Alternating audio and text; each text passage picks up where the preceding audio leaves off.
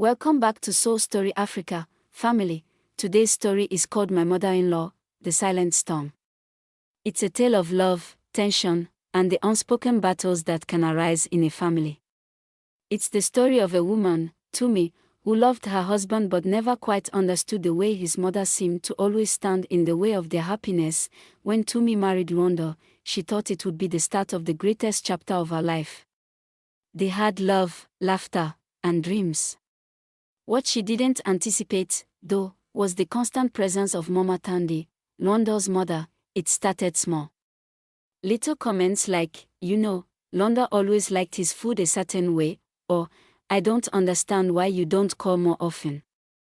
Is everything okay? At first, Tumi brushed it off. After all, every mother wants the best for her child. She thought it was just the natural concern a mother would have for her son.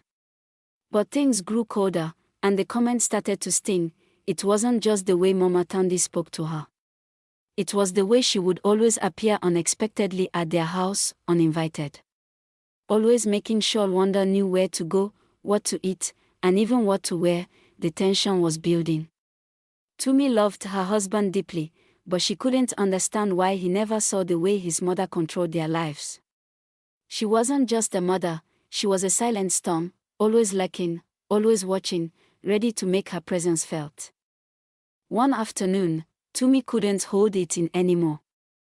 The frustration that had been building for months finally erupted. She confronted Rwanda about the way his mother treated her, about how she felt like an outsider in her own home. Rwanda was silent. His face tightened. He had always tried to keep the peace, but deep down, he knew his mother had been overstepping for years. He didn't want to admit it, but he knew. After a long silence, Rwanda finally said, I never realized how much this was affecting you. I'll talk to her. That evening, Mama Tandy came over, as usual. She didn't notice anything different. But Rwanda, with a calm yet firm voice, said, Mama, I love you, but this relationship isn't just about you anymore.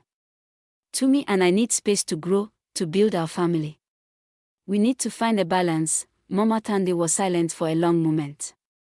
For the first time, she saw that she wasn't just losing her son, she was losing the respect of the woman who had chosen to build a life with him. It wasn't easy, and it took time, but the love between Tumi and Rwanda grew stronger.